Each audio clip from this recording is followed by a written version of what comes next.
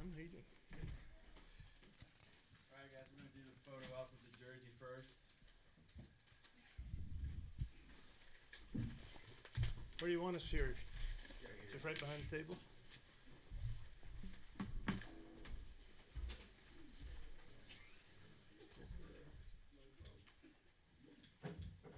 Perfect. Good.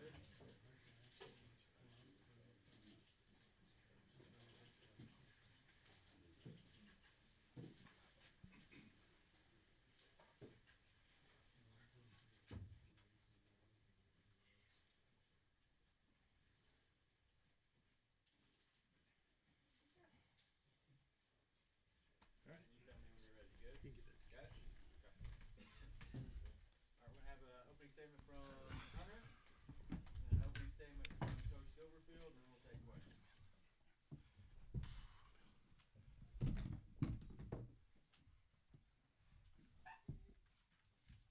Well, good afternoon, and thank you all for being here. And I think it's appropriate in an event like this that we take a moment to recognize a person that I know was a colleague and a friend to so many in this room, Nate Allen, who passed away earlier this week. This would have been a special event for Nate for sure, and his presence here today is truly missed, and I know that you all will join me in keeping Nate's family in our thoughts and prayers today and during the course of this week.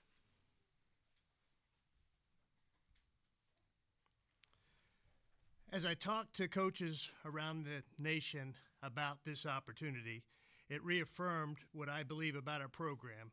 We can build a championship football program here at the University of Arkansas. The top-down alignment of a new financial commitment from our Board of Trustees, the university, the Department of Athletics, and so many generous donors that have taken place over the past several weeks was the first step to us being all in on this goal. This financial commitment will push us to the top half in key SEC items such as our assistant coaches pool, our strength and conditioning staff, our support staff pool, and our talent acquisition through revenue sharing and legitimate NIL.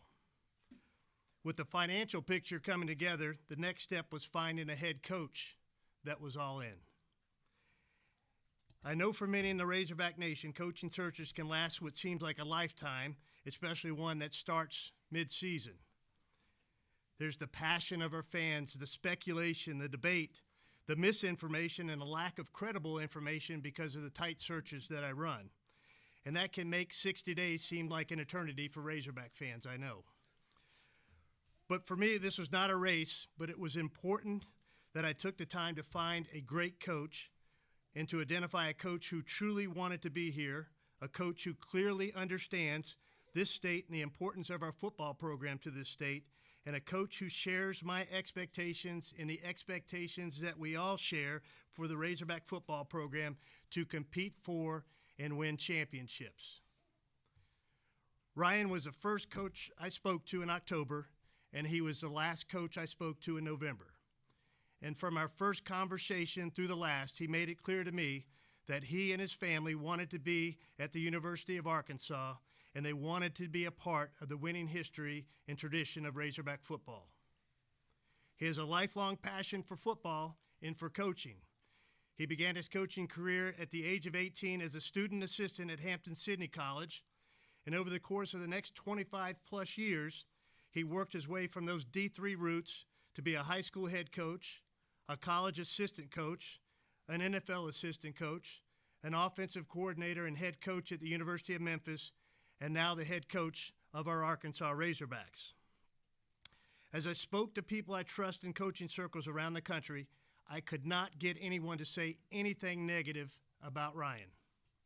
Everyone raved about the type of person he was, his character, his work ethic, the culture he builds, the love he has for his players, and that he's a great football coach. He was 29-9 over his last three seasons at Memphis, including a 4-1 record versus Power 4 teams. His 50 wins over the past 6 seasons are among the nation's top 10s for a head coach at the same school during that same time period, and he never had a losing season as a head coach at the University of Memphis. As you get to know Ryan, you'll see the traits that I had a chance to see in him during the search process. He is a great and genuine person. He has an incredible work ethic. He is a builder of relationships, as he quickly demonstrated in the last 72 hours as a recruiter, and he can build a winning football culture and a championship program here at the University of Arkansas. And I know that him and his family are excited to join our Razorback family and that they are indeed all in. Ryan? Thanks, sir. Congratulations. Thank you. Good afternoon, Razorback Nation. Thank you all for being here. It's an absolute incredible honor to be sitting here in front of you today as a head football coach at the University of Arkansas. Those words carry weight. This program was built on toughness, pride, that stretches from the hills of Fayetteville to Moore Memorial Stadium and Little Rock. That is what drew me here. Before I go any further, I want to thank Chancellor Robinson, Hunter Yurachek, the Board of Trustees, and all of those in the search committee and everyone else who believed in me to be the head football coach at the University of Arkansas. I want to thank my wife, Katie.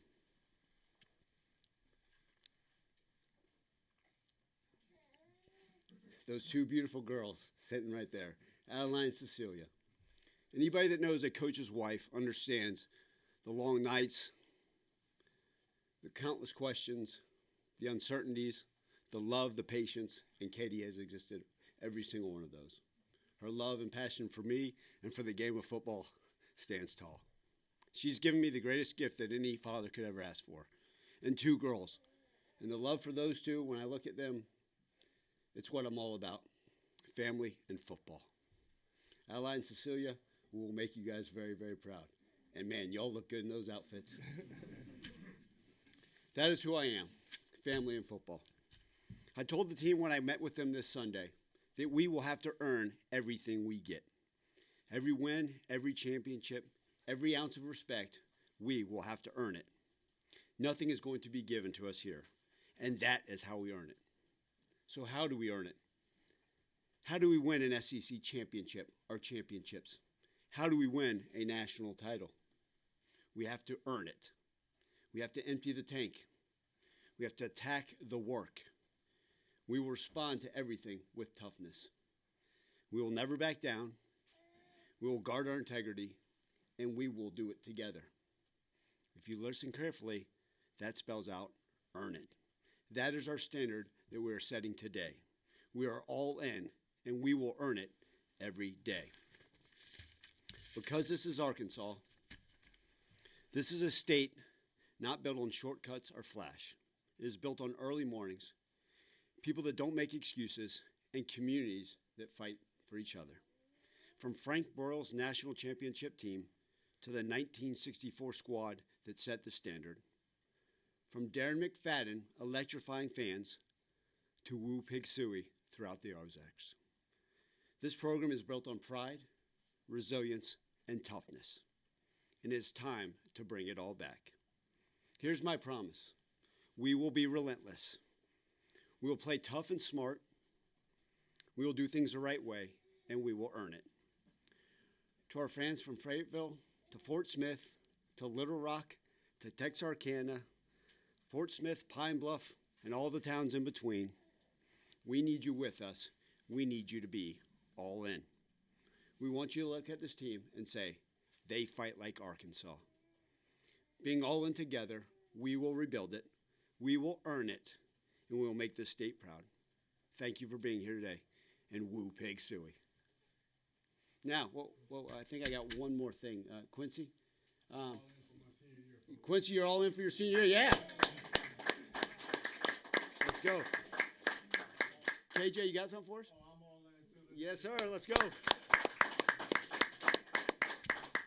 Some good news to get this day going along with the press conference. So You hadn't shared that with me. That's big news. that's big news. Yeah, I was good. Keeping it on the edge. Let's go. All right, turn it over to questions. Trey, I think you've got to lead us off, right? Well, I think I speak for everybody, say welcome, Coach. I'm curious, Hunter, you said this is the first name that you talked to. I was wondering how that first contact went with both of you guys, and then just kind of the conversations that went on throughout that, and I'm sure you interviewed several candidates also along the way.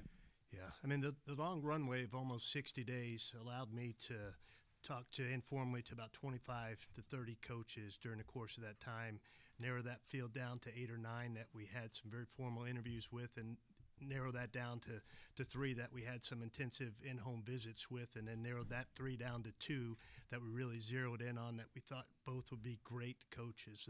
The first conversation for Ryan and I was by way of Zoom, and we connected with our small college roots, him having been at Hampton-Sydney, me at Guilford College. They compete against each other in the ODAC, and that was a common bond for him and I right out of the gate. But I could tell Trey that him and I would work well together, and I think that's really important for an AD and a head football coach, because you got to get in that bunker together, and you got to build this program together, and that's the only way that truly works. Your impressions of the first contact and the conversations that followed. Well, listen, I've understood how much this football program, this university mean to this state. And I knew that from my, 10 years. And then having the opportunity, there were people that called and programs that called and universities, but when the University of Arkansas called, I got excited. Because I understand the passion, like I talked about, all the things that make this place so special. And so the opportunity to visit with Hunter, and really just to get to know each other on the surface and to talk about things, talk about his beliefs, his core values, what he wanted for this program, it aligned directly with me. And as Hunter just mentioned, that is so important, right? Because I was so fortunate to be at a place that I found special in Memphis for 10 years. But to me, to take that next step, it was important that I aligned with the athletic director, that we shared some common things, some beliefs, that stand on the right type of merits of what we want this thing to look like. And so initially just very pleased, and I said this is an opportunity that if it so happens to go, I'm all for it.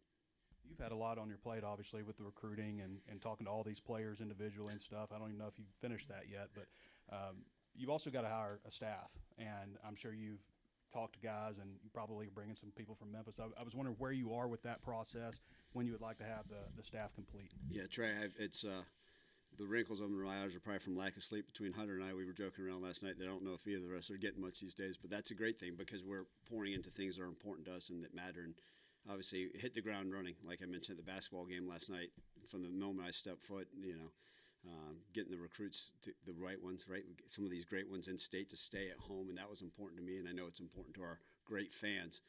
But then, part of it has been putting that staff together. And so in between phone calls, in between meeting with the players, I've met with every scholarship football player so far and had one-on-one conversations face-to-face, because that's important to me, is understanding who we are and what we're about and what else we need to do and what my job as a head coach is to improve this place for these guys, especially those that are coming back and mean so much to this program. And then the staff is coming together nicely. Obviously, a lot can't be shared publicly until they're sitting here in their offices, but I can tell you this, fans and media like you're going to be blown away by the staff. It's going to be a bunch of high-character coaches. Coaches are going to love the players. They're going to pour into them. They're going to love this community. They're excited to be here, that want to rebuild this thing the right way and know how special Arkansas can be. So we're going to bring in a bunch of guys and a bunch of people that are going to make everyone really, really proud. Hunter, you've mentioned expanded financial commitment. Details, though. Can you give details as to what that looks like? Matt, I think it's our competitive advantage not to give details of what that is, other than to tell you that it is a significant investment in all aspects of our football program that will move us to the top half of spending in all those categories I mentioned in the Southeastern Conference. And I don't believe we need to be at the top of spending. We need to be somewhere where we're really competitive. And Ryan and I are on the same page with where we are. It allows him to go out and hire the assistant coaches that he believes he needs to hire to build a championship program and to invest in our revenue sharing and legitimate NIL to make sure that we acquire the best talent for our roster. Ryan, for you, how important was it for you to hear those words as you went through the interview process? Well, one of the things that, and Hunter had these discussions early on is, listen, give us a chance. Give us a fighting chance, and I promise you we're going to win a lot of football games and do it the right way. And I think I appreciated that because it's, like you said, we don't have to be at the top. You give us a fighting chance, we are. But at this day and age, we also understand how important it is, right? Doing things the right way, being able to build the right staff, being able to provide for our players in this new age of college football. I always look at those. A lot of head coaches look at other things as challenges. I look at them as opportunities for us moving forward. But we know, and that's part of it. And part of my job as a head football coach is to assist Hunter and the rest of the athletic department to see what else we can go and do and out there. And I'll just say this, over the last 48 hours, there's been a lot of excitement about what's going on, and that's going to allow us to continue to build this program from every infrastructure, with whether it's resources, whether it's just the excitement, the belief, season tickets. We're going to keep pushing that right direction. And Hunter, for you, in the middle of looking for a coach, you took on the chairmanship of the playoff committee. Logistically, how did that affect the search? And then, did you have to get? Did your higher ups need some assurance that you were going to be able to balance those correctly? I mean, the benefit of being the chair and just on the CFP selection committee is I'm required to watch a significant amount of football during the course of the week. And so I was able to watch football, evaluate coaches, evaluate how their teams played, because I was required in my commitment to the CFP to do that. So it allowed me the opportunity to really see how coaches perform, their demeanor on the sidelines, how hard their teams play on both sides of the ball. And I was able to do both of those because I have an incredible staff, our senior administration, our support staff, all of our head coaches. I mean, they just do an incredible job, and they allow you to step away from the day-to-day responsibilities of an athletic director and know that everything's going to get done because just the people behind you that work so incredibly hard to make sure that this runs when I have to step away and do, whether it's the CFP duties or I'm away on the head coaching search trail. Yeah. Hunter, on the new and significant financial resources. Yes. I'm wondering, the fans want to know, how much is on hand, how much is committed, how much is still to go? Where do you stand? We're not to the finish line, but I will tell you from a fundraising standpoint, we're off to a great start. What the athletic department is going to commit is significant, and that's how we're going to kind of reallocate some of the dollars that we have. The university, through a direction of the board, is going to make a commitment to our football program as well, and all of that's significant. I don't want to tie a specific dollar amount to any of that because I don't want to limit what we can do, and also I want to make sure that we have a competitive advantage. I think once you put your financials out there and tell other schools what you're doing, then it allows them the opportunity to come meet you where you are or exceed where you're at. Ryan, a lot of head coaches came here before you that did not win. Why is it that you can come in and build a winning program here? Yeah, absolutely. Listen, first and foremost, it's always going to start with the players. And, we got gentlemen here today that are going to be committed to doing it the right way, that believe. And that was so fortunate for me, like just immediately understanding what we have on this roster and going out and finding. I think you guys got to see the work that could be done in 24 hours. Give me 24 days. Give me 240 days. Give me 24 years.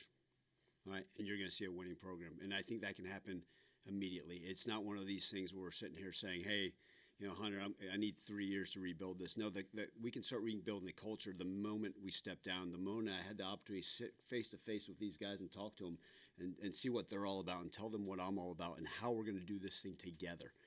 And I firmly believe it starts with the players in the locker room. That everybody always says, Ryan, tell me about your culture. What's it like? What's it mean to be all in? And I always say, go see the players in the locker room. Go see those players that have been over to my house, the people that my wife has got to know and to pour into as well. And that's what it's all about. And the staff we're going to be able to put together.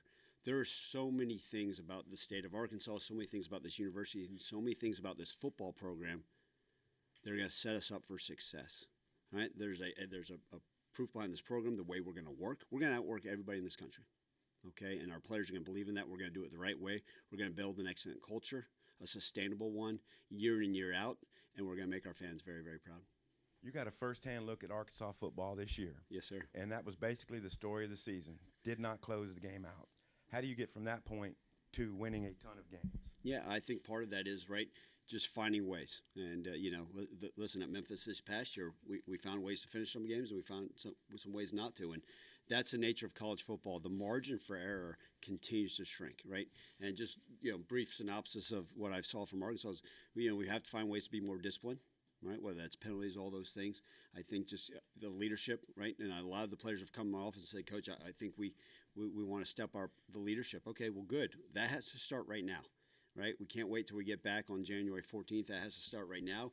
And guys buying into the way we're going to do things. I think the way you condition in the offseason, the way you condition during the season, what does that look like? A great understanding of situational football. Now, ultimately, we look at, I don't get much into statistics, but you want to talk about ball security and turnover margin. I think that's been an issue. In Memphis, we were, over the last 10 years, we're one of the best teams in the country at turnover margin, significantly more so the last 5 years. And that's important. That's how you win those games. And then finally getting guys to believe, guys that are going to be resilient, guys that are going to finish and fight every single play. And if you do that, you give yourself a chance. Hey Ryan, Jackson Fuller, Southwest Times Record. What will you be valuing most in assembling your staff? Is it SEC experience, your own personal relationships? Or how are you going about that in terms of what you're valuing? Yeah, Jackson, listen, I always have valued experience, and I think that's important. But most importantly, great coaches and great leaders of men. And you can say, well, that sounds like coach speak. That's not. Because I believe that how you do anything is how you do everything. And we're going to find coaches that are going to truly pour into these guys. And they may think it's corny, but I'm going to tell them, like, these coaches are going to love them. They're going to hold them accountable, okay, to everything these guys say they want to do. And they're going to make sure they achieve exactly what we say we're putting out there. And we talk about standards and all those things, but coaches are going to set the standard and push the players to meet that standard. And look, there's coaches that are coming aboard that have SEC experience. All right, they'll be here before you know it, and we'll be able to talk about them and write about them probably the next time we all get together. There's some coaches that have some NFL experience. There's some coaches of various backgrounds, coaches I've worked for before, coaches that are going to make sure the lights stay on in this building, whatever the hell it takes. So all sorts. But I can't wait for you guys to meet those people that are going to be with us, and it's going to be very, very exciting times. Hunter, another financials question. I know you won't give us the details, but when what can you point to fans and say, right here is evidence that we have stepped up our financial game in the SEC? It will come when he announces some of the people on his staff. That will be the first piece, and then when you see how our roster comes together after the transfer portal officially opens in January, you see we've got a couple of young men in here that are coming back. That's a part of the financial commitment that we've made into our football program to be able to retain those high caliber, very talented young men that we want to be a part of our program and the leaders of our program. And so I think when you look at what the staff looks like, the support staff as well, and then the players that become a part of this program, that will show you the financial commitment we've made to our football program. Hunter, sorry, another financial question. Go ahead, sure. If I understood you earlier, you said there were going to be some reallocation of funding within the departments. Where is it going to be reallocated from? Is it other sports, or kind of how is that going? Or is there another revenue source coming in? Or Yes, and yes. I mean, just a couple of different revenue sources that we're looking through, both through our foundation and through the athletic department, and then just how we reallocate money that we're currently spending within our department, whether that's from a salary standpoint, an operational standpoint. But we feel like we can do some things differently to be more efficient, that we can reallocate more dollars to our football program. And also looking over the term sheet for Coach Silverfield, I noticed that the buyout, it's not the tiered one that you had for Coach Pittman based on winning percentage. I'm curious what the reasoning was behind that. It's Coach Pittman didn't have the same agent to start out with that Ryan does now. And so not many agents will advise their coaches to accept that buyout the way we had it set up. It was much more favorable to the institution. I think this is kind of a middle ground, that it's favorable to the coach and favorable to the institution. And then, Coach, for you, I noticed that Scott Gasper is going to be a guy that's going to be following you over. I'm curious, kind of what role did he have with you at Memphis, and kind of how do you envision his role helping you here at Arkansas? Yeah, so I'm not sure what exactly is I'm allowed to talk about, because some things are certain. But there will be people joining us from Memphis. Some will have different titles, some will have different roles. But there are so many great people there. Like, I wouldn't be sitting here today if it weren't for that great staff at the University of Memphis and all those people, right? I think about 27 years of coaching, all the people that allowed me to get here today. But listen, as things come out, as people are able to get their contracts under, and we'll be able to discuss them at plenty. And I'll be thrilled to make time to kind of discuss the wonderful people that are going to be joining us here in Fayetteville. Christina Long from WholeHogSports.com. Heard one of your roles at Memphis when you were an assistant coach was some involvement in fundraising. Is that something that you kind of talked to Hunter about in the interview process, and something you plan on using here? Yeah, listen, first off, we know as a head coach, you have to wear every hat, right? Whether that's picking up trash, whether that's being a CEO and fundraising, whether that's getting my hands in the dirt and teaching a lineman, make sure they're stepping the right direction.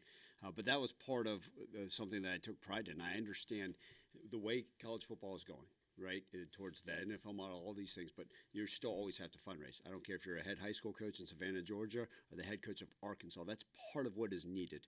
And until they say, hey, we're just going to play for free, I don't know if, and we're not playing with monopoly money, there's always going to be the need for fundraising. And so I told them, and I told his staff already, it's my job to help assist that. And, we can do that first and foremost by winning football games. But I'm happy to go knock on doors, to go meet some of these people. And I think part of that is just building the relationship, right? I can't wait for so many of our great fans, so many of our great donors, so many people that have already stepped up and said, hey, I want to help out. But just building those relationships and let them understand what I'm all about, what our young men are all about, who they truly are. And that's what's been so special to me. Like, you sit there and you have a narrative of coaches, of what you think they are and who they're about. You have a narrative of what you think of a program and the players. And then I have the opportunity to sit down with them face to face and get to know them and get, to tell that story. And that helps the fundraising as well. And I can't wait to develop so many of those relationships. But yes, long-winded answer, that was part of what I did at Memphis, and we're going to go to it full force here.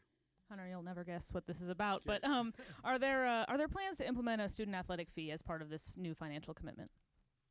There is not. That is not something that at least has been discussed from an athletic department standpoint. If that's something the board and or the university decides that they feel is the right direction to head, that would be their call, not the athletic department call. But from an athletic department standpoint, we have not discussed that. And then to you, just what would a successful first year of the Silverfield era look like?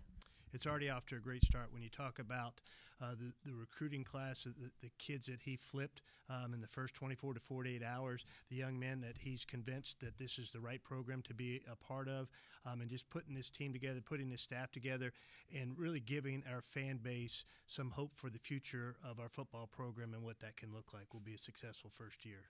And let me touch on his fundraising prowess. He doesn't even know this yet. So he was in the Courtside Club last night, and he was doing what he does in building relationship with donors right off the bat. He walked away from one donor. The donor came up to me and committed to a 7-figure gift to our football program, just with a brief 5-minute encounter. He didn't even know he'd done that. Like I got to go meet some more people. I'll see you.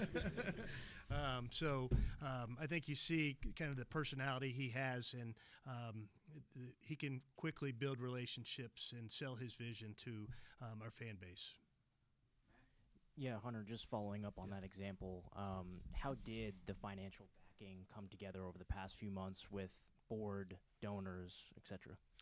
Yeah, I mean, it's been the board's had some significant discussions internally as a board, so I can't speak to those discussions. I was not a part of that. I provided some financial data to them.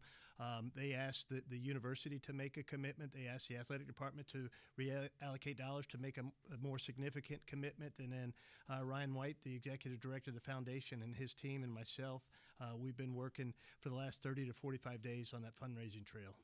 What was the process like? How long was it to kind of do that review of the department's finances and allocating the money? It's been very quick because when you're out looking in a football coaching search, I mean, football coaches want to know what their assistant coaches pool is going to be. They want to know what their support staff pool is going to be. They want to understand the revenue sharing and the NIL opportunities before they're going to dive headfirst into a job. And so we had to put all that together and make a commitment to that pretty quickly.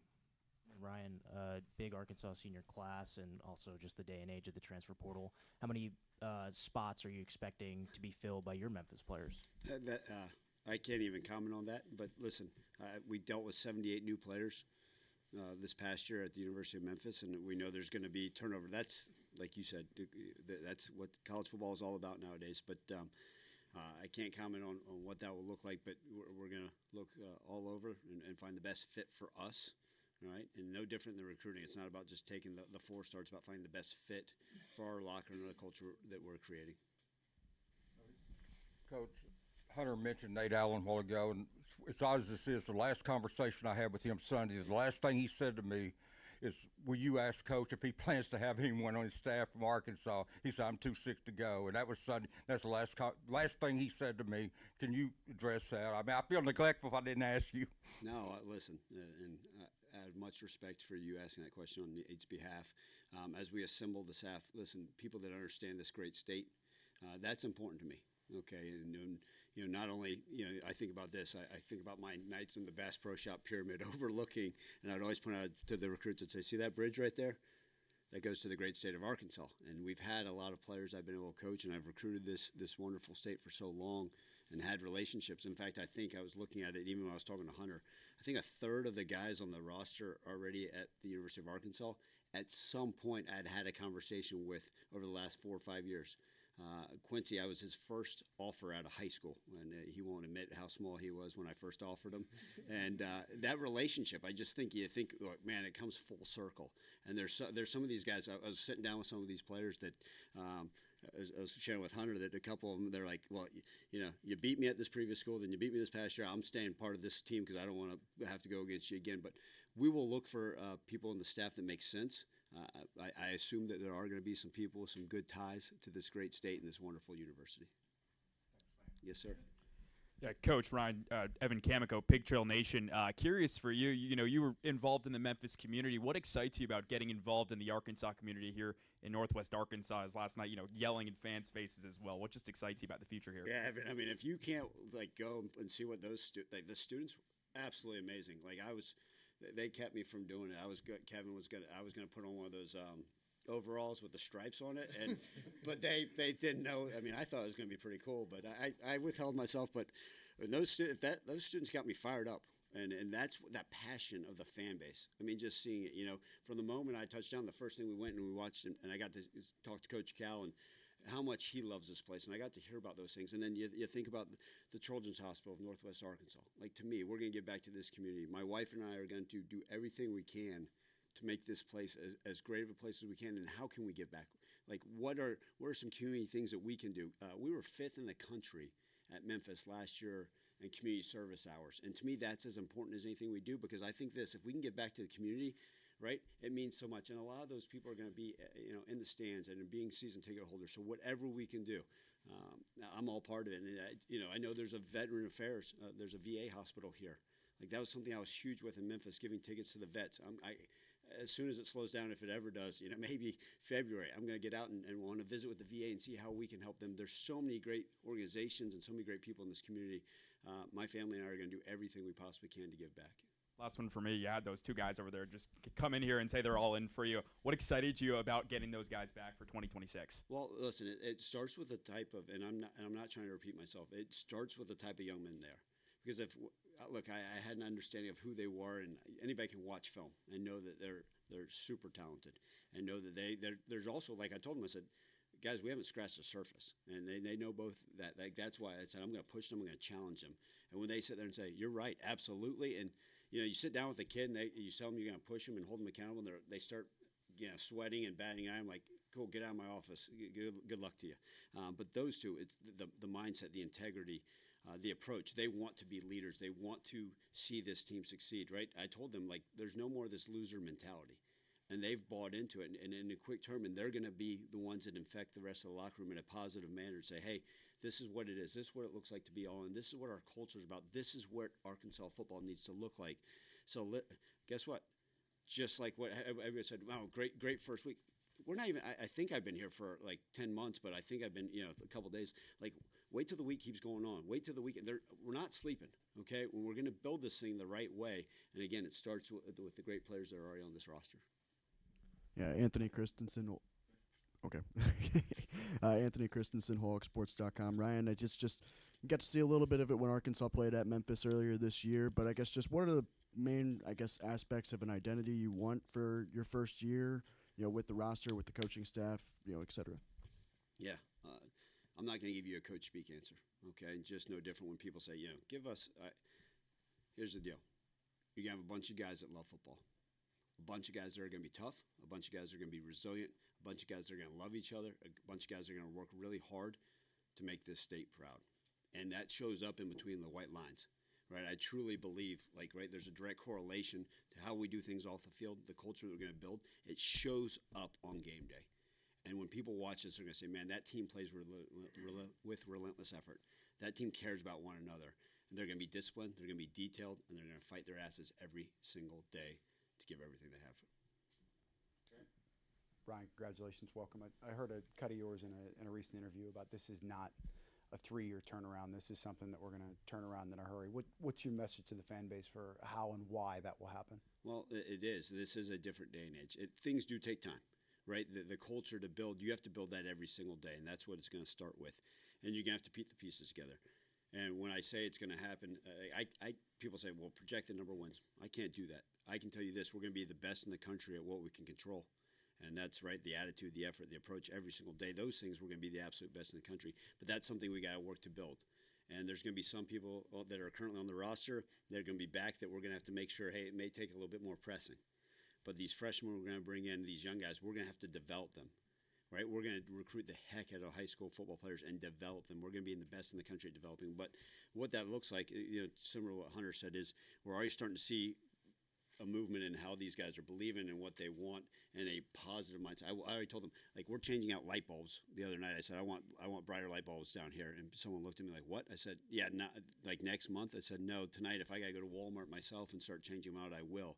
But that's part of it. I want these guys to say, man, this is different. This is going to feel different, and we're going to go earn everything we do. But oh, she knows exactly what I'm talking about.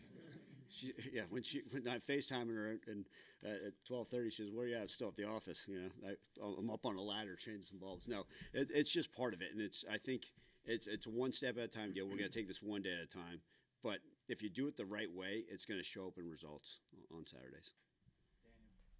Hunter, just one quick one on the logistics. When we talked to you, when the change was made, you were one of the first ones in this cycle to make the coaching change. A lot more followed. Did maybe the number of openings complicate the search at all? Not really, Daniel. I mean, I think we're all kind of swimming in the same pond with the same coaching candidates when it all came to, when you saw how it all kind of fell out and fell into place. Many of the people that were in the final 8 or 9 that I talked to are now head coaches at other institutions, and so you do have to wait till some dominoes fall for sure. But I don't know that it overcomplicated things because there's always a lot of openings. This was an inordinate amount of openings, but it didn't necessarily overcomplicate it. It gave me an opportunity again during those 60 days to talk to the right number of coaches, determine who was truly interested, who was truly a good fit, who was not interested, who was trying to get a raise at their current institution, things of that nature, and then really narrow that field down to a group of quality coaches. Hi, Ryan. Overall, just what excites you the most about getting the opportunity to coach in the SEC, and how do you get Arkansas back to that standard of winning in the SEC? Yeah, Tyler, great question. I think it starts with we understand that this is the best conference in college football, okay? And the excitement of not just coaching the SEC, but coaching at the University of Arkansas, a place that I believe is going to set the standard in this conference, okay? And that may take a little bit of time, but we are going to be the standard of what an SEC football program will look like. And how do we get it there?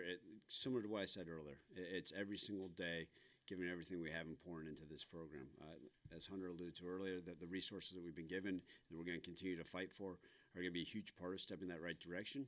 And then ultimately the players, getting the buy-in, the work, right? I mean, they won't allow me. I made the joke when I was flying over the stadium landing here. I was like, man, it'd be great if we go ahead and start spring practice. Or maybe we can steal a couple of bowl practices or do something like that. I'll be itching and scratching to get on the field, get those guys in the weight room, start meeting with them, implementing our scheme, and teaching them what it's all about. And then this defense last year was kind of in the bottom of the barrel for a handful of aspects in the conference. I guess getting a guy like Quincy back is a great start, but how do you plan to reshape the identity of this defense? For sure. Listen, I've met with a lot of the current players and see where they fit and what our future looks like. It's always going to start with the current roster, okay?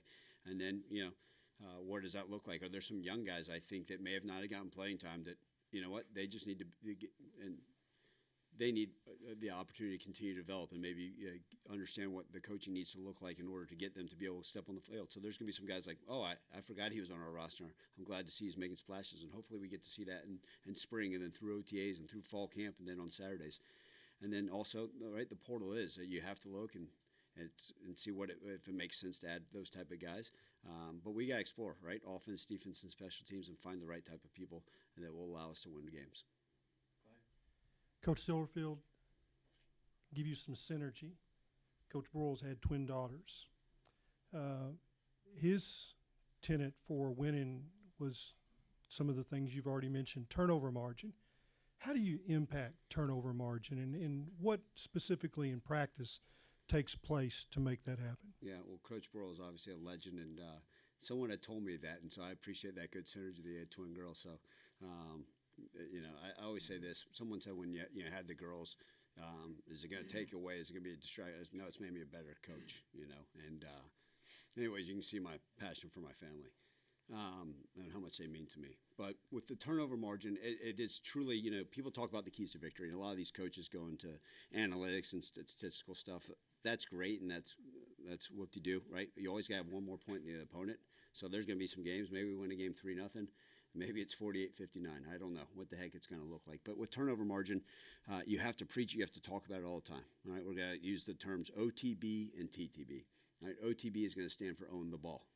Okay, KJ and I were just talking about that this morning, and we kind of were joking around about something that's some of the stuff we did at Memphis. But when we talk about owning the football, it starts with everyday drills. Okay, so every coach in the country talks about take care of the ball, but you can notice, like, how does a team truly preach it with what ball security looks like? But you have to practice, you have to talk about it, and any time that it shows up, I don't care if it's a Tuesday practice on August 6th, if that ball security looks inadequate, you have to approach it, and you have to approach it right then. And the players have to understand there's a standard to ball security. The quarterback has to make great decisions. That starts with the snap. That also starts with the communication in the return game. We've seen year in, year after, especially this year in college football, there are more mistakes made in the return game by poor communication. That's part of the education of what the rules are, and that should look like, and the ability to make that communication. And then we talk about taking the football away. All right, that's the TTB, take the ball. And you got to preach it, right? Every day in practice, taking the punches. We talk about the old peanut punch from Peanut Tillman, right? The guy that I saw get some punches on Adrian Peterson back in the day when I was with the Vikings.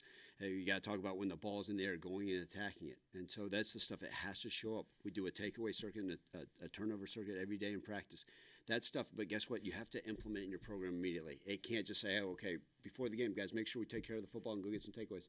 It's got to be embedded in our program. That's got to be part of our DNA. And that's how you win some of those games we talked about earlier, some of those close games. That's how you find a way to win those. Coach, you talked about wanting to build something sustainable, but we are in the age of the transfer portal and guys getting poached left and right. How realistic is it to build any consistency, not just in roster, but in play for any program in today's college football? That's a great question. Well, if you look over the last 10 years, I think the University of Memphis football program has probably been one of the most consistent programs in the entire country. And I take pride in that. And, that was part of the conversations with Hunters. Maybe this past year at Memphis, we didn't go undefeated, right? But if you look at the track record of what we've been able to build, the sustainability, 51 straight games of 20 points or more, that's pretty darn consistent, right? The longest streak in the country by far and away.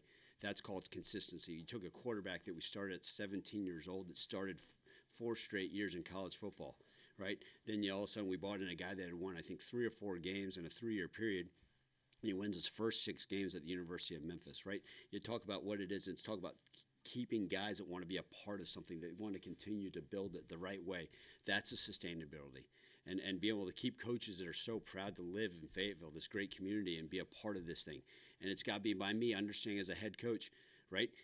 When we have a good season next year, well, the next year it has to be even better. And it's my job to continue to challenge myself and improve every single year. How do we continue to make this thing better?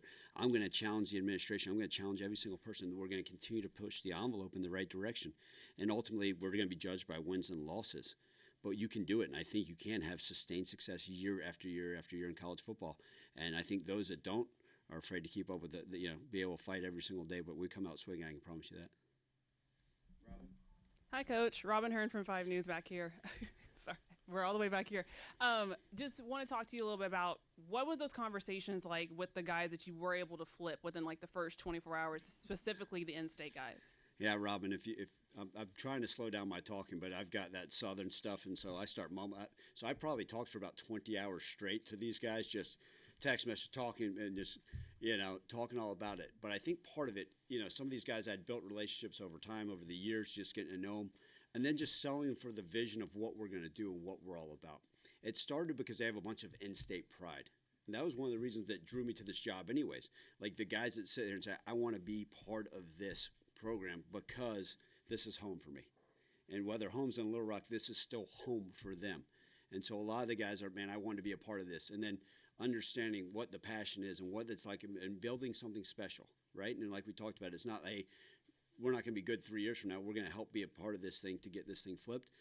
And a lot of people have sensed that. And I think you got to see what it was like. And I look forward to actually, taking a deep breath, figure out what this thing is. But probably by February, I mean, we're going to start putting in the best recruiting class in program history for the 2027 class. And gosh darn, I mean, if I get a full 5 months to do so, that's going to be a heck of a deal.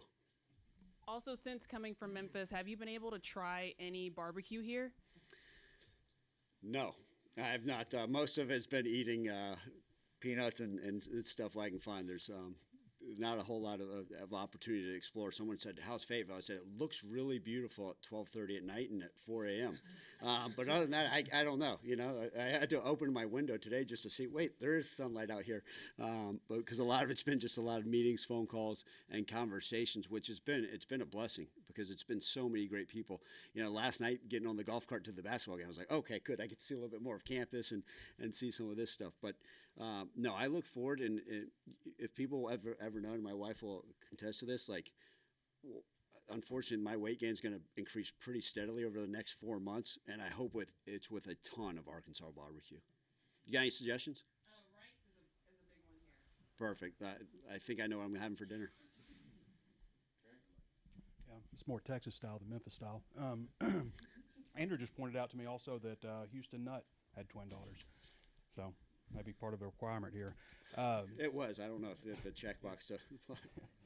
You've outlined a lot of things I think that are important qualities in a coach to be successful, but this might be a better question for Katie also. But a lot of coaches that are great have something that's kind of weird about them. Have some kind of idiosyncrasy or something. I was wondering what's weird about you. How long do you have? I think the press conference. I mean, listen, to be a head football coach in college football, you've got to be wired a little bit differently. You have to be. When I got into this thing as a coach, oh, you're going to pay me $5,000 a year? Absolutely, let me do it. You've got to be a little bit crazy to think I'll do whatever it takes to make this thing work. And the hours you put in, the sacrifice you put in, and you got to understand. I think what's happened, and she'll tell you, sometimes it's okay, Ryan. You don't have to be so truthful to everybody. And anybody that's got a wife, sometimes you can be too honest. And she sometimes says it's okay to. Yeah, ours blunt. She tells me I'm very blunt. I've got plenty of things. I'm sure over time you guys are going to see that's a little unique. Probably ask Bray Cook, who spent a bunch of time with me over the years. There's plenty of unique things about me, but that's makes me who I am. What you see is what you get. I think the players all saw it. A couple of them were going over KJ's house and man, that dude is. Yeah, he's real, and I like that word because that means there's not a lot of fakeness, right? I'm genuine. I'm going to tell you what I think, and if I'm wearing socks from 20 years ago from Walmart, so be it. With my new suit, it's part of who I am, and I think it's going to resonate because people are going to see the real me every single day, and I think the players are going to love it. I think people are going to understand, man, cool, he's one of us. I always felt like with the transfer portal and NIL and stuff, it's beneficial for Arkansas if things can be embraced from a financial side of things because the state in the area doesn't produce just a whole lot, produce some good players, but per capita, it doesn't. But I'm curious, and you could have a lot of turnover this year, obviously, with players hitting the transfer portal, and you experienced a lot of that last year at Memphis. But moving forward, what do you think is a good balance for Arkansas in terms of recruiting and adding players from the transfer portal each year? Yeah, Trey, it's interesting. I think every year is going to have its differences. This would be probably the least amount of high school guys we ever signed. I didn't want to sign guys that I didn't actually have an understanding of who they were, right? Obviously, there was a handful of guys who were committed already, and we honor those. But then most of them I at least had an opportunity to get to know. And anybody I'm going to bring in our locker room, right, I'm bringing a part of our family, right? They're going to come over to the house. They're going to be joining the vets. I think that's as important. So we're going to do a great job recruiting. If I were to throw out a random number, anywhere from 20 to 30 high school kids every single year, and be able to develop them. And then, what is it? If we only need to fill 10 spots in the portal, and some of those may be a third string guy that I got to bring in the portal, right? Everybody always assumes you bring a guy in the portal, is he a starter? Well, if a redshirt freshman goes in the portal and he's not ready to play, but maybe in a year from now he can fit your scheme, then so be it. But it's finding that right balance. But we are always going to rely heavy on high school recruiting, and our job as coaches to develop those guys.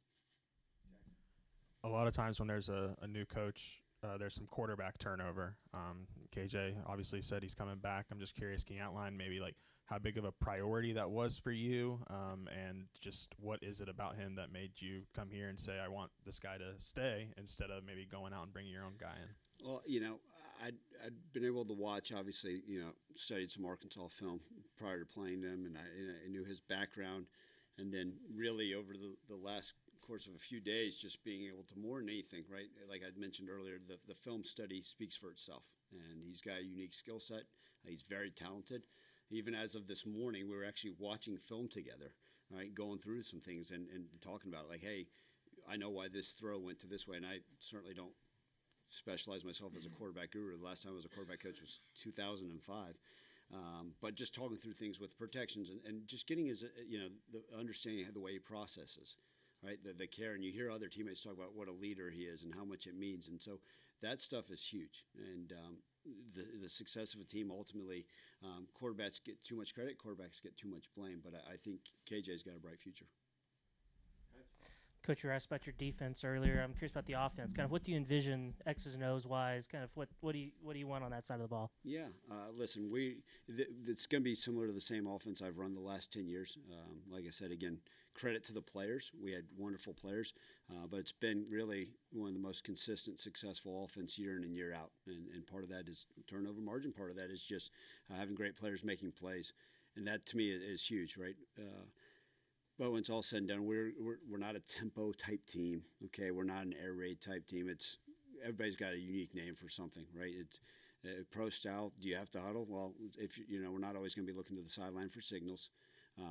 90% shotgun. Okay, we're going to not as much pistol as had been done here in the past, which was something I was even studying as of this morning, and just variations, right? But my job is also to put the players in the best opportunity to succeed. So if it's out there being in more 11 personnel, if it's, if all of a sudden we got certain deals, and if we're short yards goal line, are we more of a 13 personnel? Is that 22? But it's my job and our job as coaches to develop the scheme based off of our players. I think you get so many coaches will sit there, well, he didn't fit my system. No, you're a bad coach. You need to change and adapt to what the players you have. So even as far as skill sets of a quarterback, what the receiver size is, speed on the field, what's your running back situation, your line situation, how much outside zone compared to inside zone. If you got a bunch of 355-pound O linemen, then how much duo are you running? So look, all that goes hand in hand. That's my job to figure that out. I'm excited to play the first game, but I think I got a little bit of time before I got to determine exactly what plays are going in. And then going back to the high school recruiting, you announced 17 signees yesterday. You've got today and tomorrow in the early period and then the February period. Are you looking at adding any more high school guys, or does it shift to more portal? Well, I think we got to see I think sometimes there's been some guys that hadn't signed yet. And if they fit with what we want to do, we're going to always do that. I think if we can add anybody that is going to add value to the locker room first and foremost, and then value to us on the field, we're going to explore it. And so to sit here and as we continue to look at the roster numbers, but as always with everything, expect the unexpected. Yeah, Hunter, you mentioned at the start that when you run a tight search, it can create a lot of speculation. There's a notion out there that maybe this was a disorganized search. How would you characterize how it went? From my perspective, it was very organized. It went from roughly 25 to 30 coaches down to 9, down to 3, down to 2, down to 1. I know because Kyle would come in and say, this name was floated out there yesterday, this name was floated out there. I will tell you that my staff didn't know who I had hired until Saturday night after the game when we got together. And that was the same way the entire search. And so I just feel like out of respect to the coaches, especially running a search during a season where coaches are coaching other teams, and I have the ultimate respect for what those young men in those other locker rooms are going through when their coaches interviewing for jobs. And the calendar we have right now in college football makes it incredibly, incredibly difficult to have the level of respect that I want to respect. And that's why I run a tight search. It's really out of respect for those coaches that I'm talking to because I don't want rumors to be floated out there. I'm not trying to get somebody else a raise. I'm not trying to hurt them and their program. I'm trying to acquire the best coach for the University of Arkansas. And so, again, no one knew on my athletic department staff until Saturday night after the Missouri game who we were hiring. Speaking of Saturday night, I noticed on the term sheet you both signed it Saturday night. What was the timeline like Saturday when it was offered, agreed upon? How did that go? Yeah, Ryan and I had been communicating last week. He had a game against Navy, and I wished him good luck. It didn't turn out the way he wanted it to. We communicated some on Friday. He wished me good luck heading into the Saturday game. We visited some during the game on Saturday. I stepped out of my box and at halftime and went and called him. And then we officially got everything wrapped up late Saturday night. Fellas, thank you very much. Appreciate all y'all coming. Thank you. Thank you.